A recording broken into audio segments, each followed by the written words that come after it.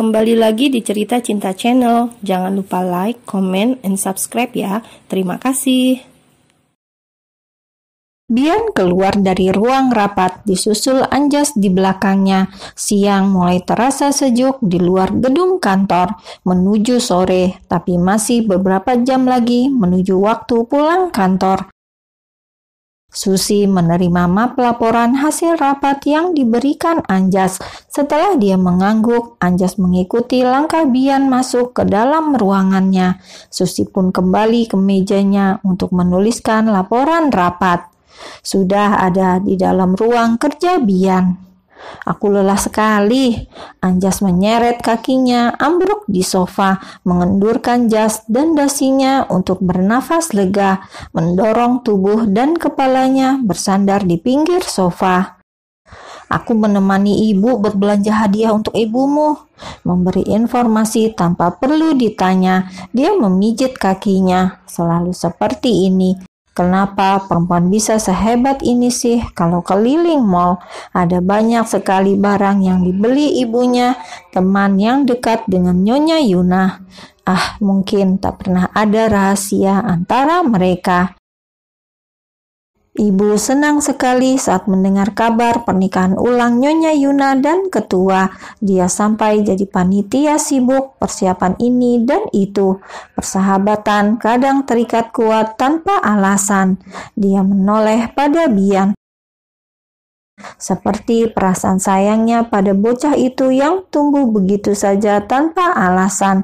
Giliran Bian yang melengos kesal karena dipandangi. Kenapa semua orang merasa perlu merayakan perceraian kedua orang tuanya? Gumamnya kesal dengan kalimat terakhir Anjas.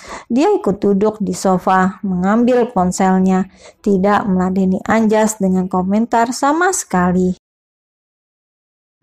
Aku kangen Amanda, mengoceh lagi, walaupun tidak mendapatkan reaksi.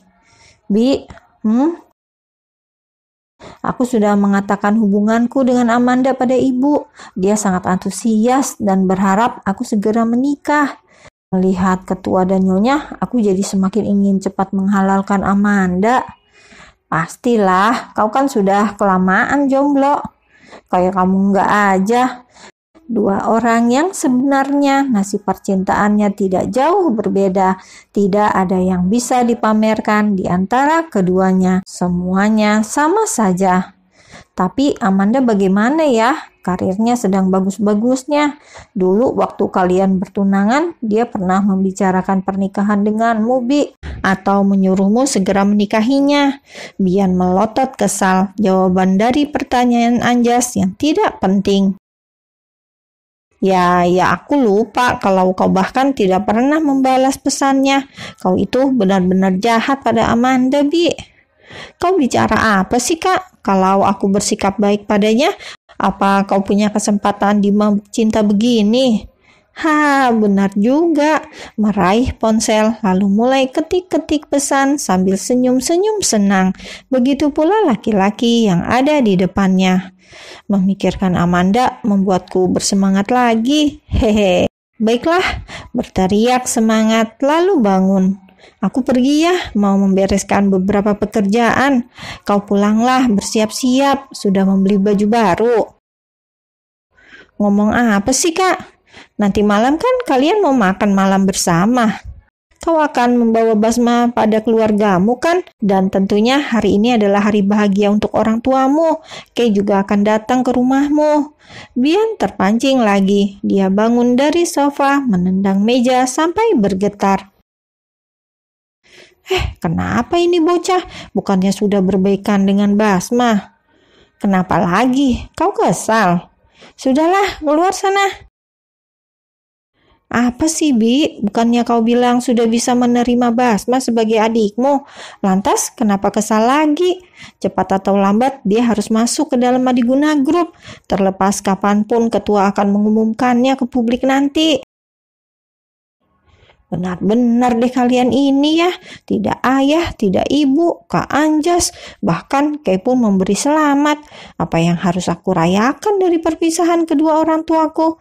Dan ayah, apa benar-benar tidak mau mendengarkanku? Padahal aku sudah memohon kemarin. Padahal aku sudah minta ayah membatalkan rencananya.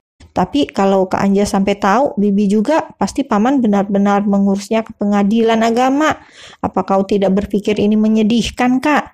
Menatap Anjas dengan pandangan campur aduk. Sudah puluhan tahun mereka bersandiwara menjadi suami istri yang bahagia. Lantas kenapa sekarang mereka harus sok bersikap jujur pada hati nurani? Anjas sedang berdiri bingung, bergumam. Bocah ini sedang membicarakan apa sih? Dan kau juga, Kak, bisa-bisanya memberi selamat perceraian ayah dan ibuku. Padahal tahu kalau aku sangat menyayangi ibuku, terlepas dari semua kesalahan yang ia lakukan di masa lalu. Kamu itu ngomongin apa sih, Bi? Apalagi perceraian ayah dan ibuku.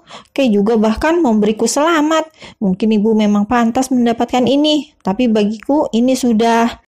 Anjas mendekat, meraih tumpukan map di samping tangan Bian, mengambil yang paling atas di bawah sorot mata mengawasi Bian. Lalu, plak, keras mendarat di kepala Bian yang tak berhasil menebak situasi. Apa sih, Kak? Sakit tahu. Kebiasaan, lagi-lagi kau tidak mendengarkan penjelasan ketua dengan benar. Aku yakin kau pasti bahkan tidak memberinya kesempatan menjelaskan. Apa? Semakin kesal karena apa yang Anjas katakan memang benar adanya. Saat ayahnya membahas rencana ke depan hubungannya dengan ibunya, dia langsung tersulut emosi, malas mendengar penjelasan apapun. Bahkan saat Kay mau membahasnya semalam, dia pun menolak. Dasar bodoh. Wah, kau semakin kurang ajar ya, Kak. Memang kau pernah lihat paman sekurang ajar itu pada ayahku? Merebut map yang dipakai Anjas memukul kepalanya. Entahlah, mungkin saat mereka muda dulu, atau karena ayahku tidak punya bos sebodoh bosku. Benar-benar ini orang ya, mengumpat sambil melotot karena sekali lagi apa yang dikatakan Anjas memang ada benarnya. Dia memang sama sekali tidak memberikan kesempatan pada ayahnya untuk bicara. Kau tahu kan, Bi? Menarik kursi untuk duduk. Di mata hukum, mungkin ibumu masih tercatat sebagai istri yang sah karena ayahmu tidak pernah mengajukan gugatan cerai. Tapi kau tahu sendiri bagaimana mereka menjalani pernikahan. Aku tidak tahu kapan, tapi sepertinya ketua pernah menceraikan nyonya dulu dengan menjatuhkan talak cerai. Sebenarnya baru tahu info beginian juga dari ibunya. Karena itu mereka berencana melakukan akad lagi. Kau tidak percaya kan? Sama, tadinya aku juga sama sekali tidak percaya. Ketua dan Nyonya Yuna sama-sama membuka hati. Mengerti dengan mata Bian yang membelalak. Apa-apaan semua ini? Dipukulnya kepalanya sendiri. Kenapa bisa sampai menghentikan penjelasan ayahnya kemarin? Terlihat Bian menyesal bercampur kesal. Bodohnya aku, lebih-lebih aku sudah berburuk sangka pada Kay semalam. Dia pasti bingung. Tapi apa perlu mereka sampai akad nikah lagi, Kak? Kata ibuku, hukumnya begitu. Ibu bilang setelah seorang suami mengucapkan talak cerai pada istrinya, setelah 3 kali masa idah, dihitung seperti 3 kali wanita datang bulan, kalau mereka mau rujuk lagi, mereka harus melakukan akad baru. Gara-gara bertanya begitu, seharian ini saat aku mengantar ibu ke sana kemari, aku dapat wejangan panjang tentang laki-laki yang jangan dengan gampang dan entengnya bilang cerai dan cerai. Karena kata cerai di dalam hukum agama, jika suami yang mengatakan secara sadar bisa dibilang sudah menjatuhkan hukum talak cerai. Kau mau kemana, Bi? Masih bertanya juga. Sudah memegang handle pintu. Baiklah, sana pergilah. Belikan nyonya hadiah yang indah, untuk ketua juga. Ayo rayakan cinta orang tuamu. Apa karena ini hati ibu melunak saat dia tahu arti dicintai oleh laki-laki yang ia dambakan? Ibu pun mulai belajar mencintai dan meraih Basma, bahkan memohon pada Kay. Bian melajukan mobil menuju Grand Mall, membeli hadiah untuk ibu dan ayah, tentu saja untuk Kay juga. Pada akhirnya, Bian menyimpan semua rasa malunya sendiri. Dia mewanti-wanti Kak Anjas untuk jangan mengatakan apapun pada Kay. Biarkan terkubur sebagai aib kebodohannya. Dia sendiri yang salah paham. Biar dia sendiri yang tahu dan malu. Bian bangun dari duduk di teras saat melihat Basma keluar, disusul Kay. Baju yang ia pilih tadi melekat pas di tubuhnya. Cantiknya, tidak, dia selalu cantik, imut dan menggemaskan apapun yang dia pakai. Dress cantik dengan panjang selutut Kay, ada tali pita di leher yang diikat menjadi bunga oleh Kay, berwarna biru muda, rambut yang hanya dia biarkan tergerai, tersemat jepit rambut berkilau di atas telinganya. Semua tampak sempurna, semakin mengeluarkan aura menggemaskan dan imut yang memang sudah dimiliki Kay dari sananya. Make up yang natural, begitu pas di wajahnya. Basma menyadarkan keterpesonaan Bian. Iya sih, Mbak Kay cantik banget hari ini. Kay, apa kita saja yang menikah hari ini? Basma terbatuk sambil limbung demi mendengar ucapan Bian. Sementara Kay wajahnya langsung memerah, menutupi dengan tas tangannya, melirik Bian lalu tersenyum malu saat pandangan mata mereka bertemu. Sudah, jangan dipandangi terus, nanti makeup Mbak Kay luntur. Basma merentangkan tangan di depan tubuh Kay, menghalangi pandangan Bian yang tampak belum mendapatkan kesadaran dari rasa terpesonanya. Minggir, Bas. Sudah, ayo berangkat. Mengunci pintu, lalu menggandeng tangan kedua laki-laki itu. Bian di sebelah kanan, Basma di sebelah kiri. Apa kita saja yang menikah hari ini, Kay? Bian bahkan tidak melihat langkah kakinya saat berjalan. Dia menggandeng Kay sambil matanya tidak beralih dari Kay. Jangan aneh-aneh deh, hari ini ibu dan ayah kan yang akan menikah, kok malah jadi Kak Bian dan Mbak Kay?